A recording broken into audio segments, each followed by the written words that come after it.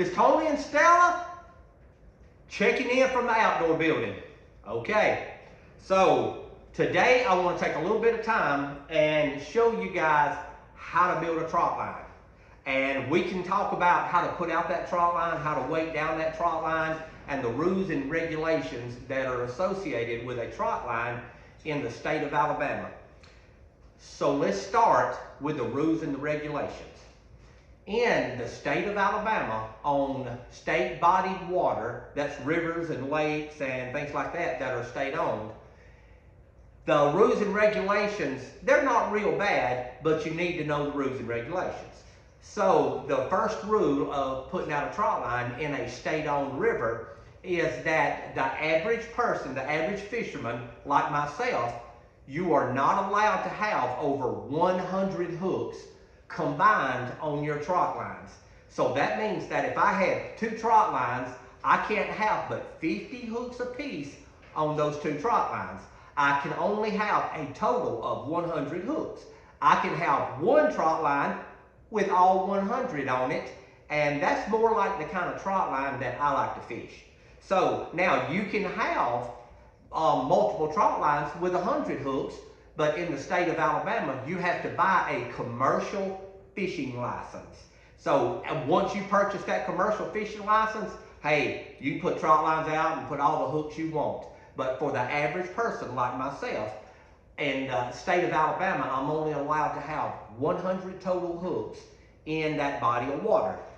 Rule number 2, in the state of Alabama, your trot line has to be tagged with your identification. So according to the Outdoor Alabama book, I have to, on my tag, it has to be a plastic tag or a metal tag that I have to attach to that trot line so it can be found by the state. That tag has to have my name on it and my phone number on it. Or it has to have my ID, my fishing ID on there or something like that. So the 2 easiest things to do is to put your name and put your phone number on those tags so you can be identified by the state to who owns that trot line.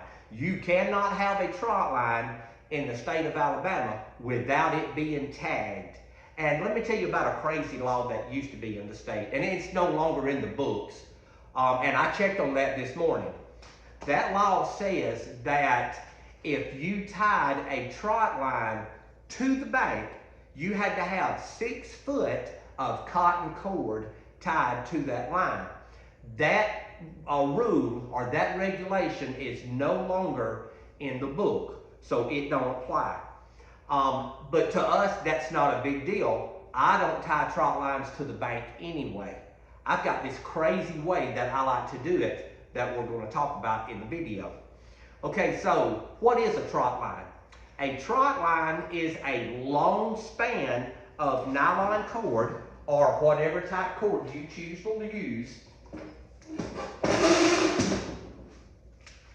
A long span of line that you tie multiple hooks to. And by multiple hooks, I mean I can make a leader and tie it down with a hook. Put them so far apart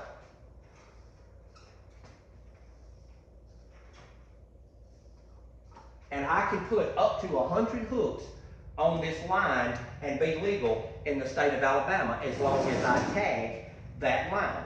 So today I want to show you a method that I learned when I was a child. My dad used this method, Papa used this method, and for us it works real well. Now there's multiple ways to do this, but a good beginner way, if you've never built a trot line and you want to build one, I want to show you a great way to build a trot line. So I went to Walmart and I bought some nylon cord, some bigger nylon cord. It's the biggest cord that Walmart has. This cord is number 21 cord. I bought 2 size line. I bought number 21 and I bought number 14, which is a whole lot smaller cordage or nylon cord from Walmart to do 2 different things. The bigger line is going to be the main line.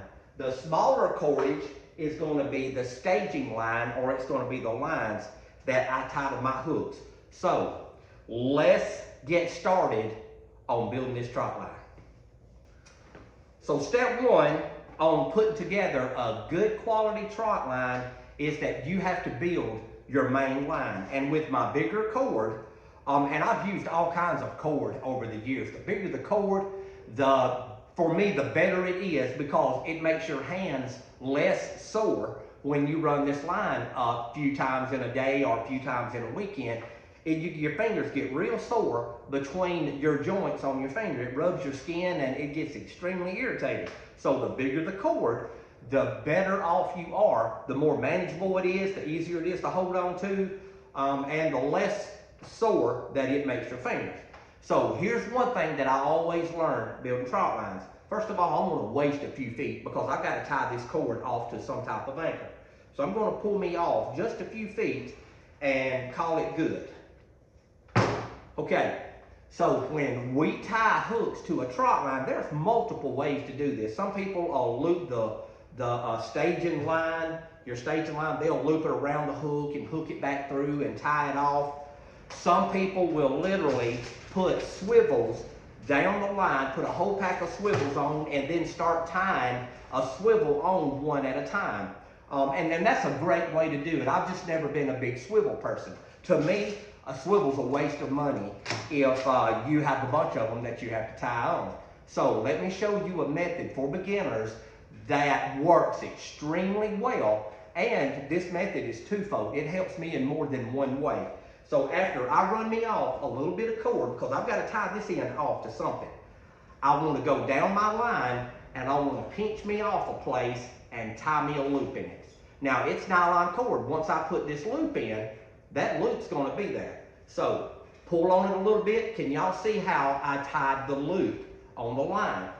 And here's something that my dad was always adamant about, is you go an arm length. So whatever you are, however big of a man you are, you put an arm length between your hooks. So there's a good distance. Here's the first one.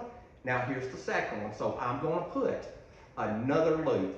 And if you'll notice, it don't take but just a few minutes and I can use up a whole spool of cordage. This spool of cord is 350 feet long, and I'm going to tie this whole spool up. So you see the loop. All I done was tie a basic loop onto this line. So I'm going to tie 4 or 5. I'm not going to do the whole spool. Another loop. It don't matter if it's a little big. It just makes my life easier if it's a little bit bigger. The next loop, arm length apart. And let's do one more just for show. Arm length apart. And another loop. So you notice I'm just piling it up in the floor because I'm going to roll it up in a few minutes and it'll be easy to roll up. So there's my next loop. So this part is I put my loops exactly whatever my arm length is apart. And that benefits me if I'm in the boat. If I catch a pretty good sized fish on this hook, and I've got a pretty good sized fish on this hook, I can sit on the side of the boat, keep that fish in the water while I fight this fish with a dip net. I got enough distance to leave him in the water instead of putting them this far apart, and while I'm trying to catch this fish is slapping the side of the boat. So I want this fish to stay in the water away from me until I get this fish under control. So I get a good arm length apart so I can manage this fish while I'm trying to fight this fish. Okay, so now that we've got some main line tied up with our loops, I want to show you what we do with the small cord. So again, this cord is number 14 cord, which is a lot smaller cord than my main line cord. So with the smaller cord, and this is just always a good idea when you're messing with any type of nylon cord. If you cut that nylon cord, you take your cigarette lighter and burn the end of it to keep this nylon cord from unraveling. It unravels real bad. You can use a candle or whatever you want to do. So you see I put a glove on, I heated the end of that line up and I pulled it. It pulls all of the fibers in one direction because I need that thing to be as small as I can get it in a minute. I'm going to go ahead and do both ends the same way.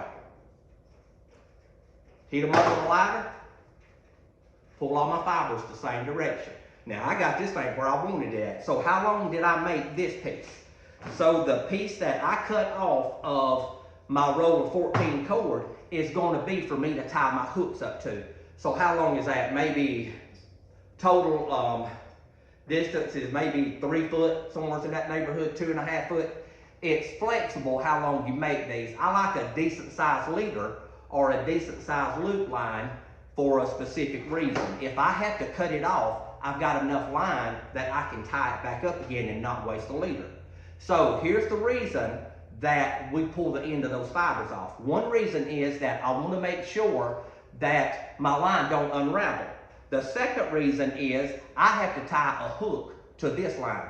So I've got some hooks, and that's about the maximum size hook that I ever put on a trot line. And I know some folks use some monster hooks.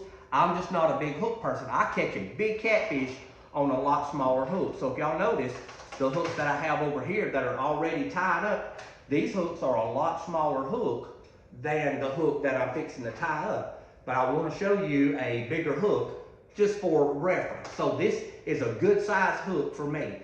And it's somewhere around a 2/0 or a 3/0, somewhere in that neighborhood. I like a small hook to trot line fish with. I catch a lot of fish that other people are not going to catch on a good medium size to a smaller size hook.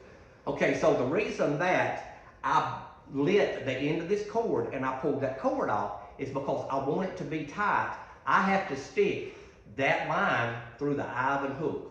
So now, once I loop that hook onto that line, I've got 2 ends of the cord. I literally make me a loop or a knot, and I tie those 2 lines together. And it's nylon cord. Nylon doesn't slip easy once you tie it. So now I have both ends tied together, and I have my hook in the center. I'm going to take my hook end, and I'm going to tie a little loop down here because I don't want the hook to slip. And it's negotiable where you tie that one or not. So do you see how I tie the little loop down here at the bottom? And also I've got a loop tied at the top. I'll go ahead and make up all of my hooks this way. So, and here's something else too about tying up those hooks. If you'll get you a piece of styrofoam of some kind or another, and I've got an old ice cooler, old styrofoam ice cooler over here. The thing's filthy, but it'll do for what we're doing. So I've got a small piece of styrofoam.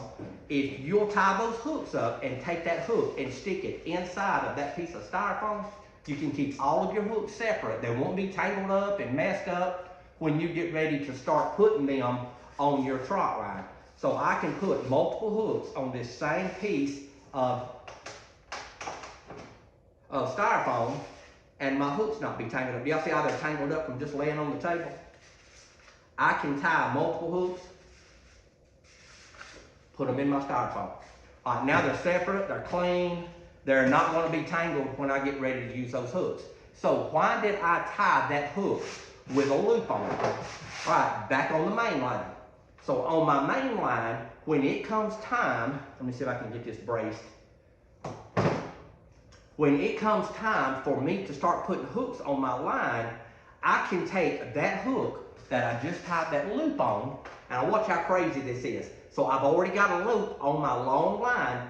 I can take my hook with my leader on it, and I can run that hook through that loop on that trot line, and then loop that hook back to itself. So the little knot I tied in the end of the leader line, all I've done was simply looped that leader loop onto my main trot line loop. And here's the reason that we've always done that. If for some reason or another that hook breaks off, or I catch a big fish, or the hook rusts off, or whatever, all I have to do is grab the tag or the tail on this line and pull it, and that hook comes loose. So now if I've got a broke hook on my trot line, I can change this hook out in just a few seconds because I looped everything together. So if you're a beginner building trot lines, this is a great method for you to be able to do this and maintain your trot line or keep a good positive control of your line. Loop your line and also loop your hooks. So you can put this thing right back on in just a couple of seconds and have your line back up and back fishing again. So it's a great way to make leaders or to make your hook lines for your main line. So I can go down this main line and I can put 100 of these hooks on my trot line and still be legal in the state of Alabama. You guys might be wondering why I have a hose pipe, not a hose pipe, but an extension cord reel laying up on my table. If you don't get anything else out of this video, get this. And they make these things in all kinds of forms and fashions, but let me show you something that works real well for controlling your trot line without making a mess. Now this would be a lot easier if I'd have run this cord all the way out and had it piled up in the floor, but it's not going to get tangled. You see, I put my loops every 5 foot apart. Now on the end of my line that I'm going to start with, I'm going to take the end of this line and I'm going to tie it, a little loop on it. I'll need that loop later when I get ready to tie this to another line. And I'm going to hook that loop onto this little loop on this extension cord holder. So as of right now, it looks like this. And now I can roll up my trot line without this thing being in a mess. I've seen people roll them up on sticks, on boat paddles, or whatever else you want to roll them up on. I've seen people do it any way that you can do it. A way to keep this line neat, and if you don't do this a lot, this is extremely safe for you to put this line out, because you put it on something round, because you've got to unroll it once you get that thing, or you get ready to put that line out. So if y'all notice, it didn't take me but just a minute to loop that line up there. So if I would have tied loops to this whole spool of cord, and I will, but if I had, I could roll this whole spool of cord up on this reel and keep this thing manageable. Now, it's not going to get messed up. It's not going to get hung up. It's going to be easy for me to put out when I get ready to put this line out. So I'm going to make another video to show you how to put out a trot line. And I may do it in here. And then once we get to the river, I'll demonstrate how the video works. It's going to be hard to do the video when you're putting your line out, because all of this goes real fast when you put these lines out. All right, I hope this will help you. So let me say this, on the other end of this line, by the time I tie all of these loops on and I'll roll this up, I'll have a tag end on this end. On this end, tie your little loop on it too, and leave that loop, because you're going to have to tie the end of this cord or the end of your trot line. It's going to have to be tied to some type of anchor that we're going to sink under the water. And we'll talk about how to sink that anchor in the next video. So for now, this is a great way to build a trot line. If you're not a professional trot line builder, this is an excellent method for you to use. It's extremely manageable for you to do this and not get your line hung up or tangled up. Because listen, when I start unrolling this line out of my boat, this thing unrolls extremely easy for me to put this line out by myself. Most of the time, I don't have any help putting a trot line out. I can put a 100 hook line out, 300 foot long, in just a little while by myself. And that also includes me running the motor. So I can run the boat motor and hold my trot line and unroll my trot line while I'm driving the boat and we're going down the river, as long as I can manage the trot line. Piece of cake. So when we put it out, we'll demonstrate that for y'all. All right, I hope y'all have enjoyed the video, and I hope that you've got something out of the video. If you like to trot line fish, or if you want to start trot line fishing, it's a great method to catch a whole bunch of fish in just a little while. And I'll be honest, I don't keep a lot of fish that we catch. I like to catch big fish. So it tickles the fire out of me to catch a 30-pound or a 40-pound blue cat or a yellow cat. Get some pictures with him and turn those big things loose. And put them back in the river and give somebody else an opportunity to catch that same big fish. All right, listen. Me and Stella's enjoyed making the video for y'all. Stella, are you coming over here? Me and Stella's enjoyed making the video for y'all. So as always, life's an adventure. Don't get caught sitting at home. You should be out here helping me and Stella build this trot line.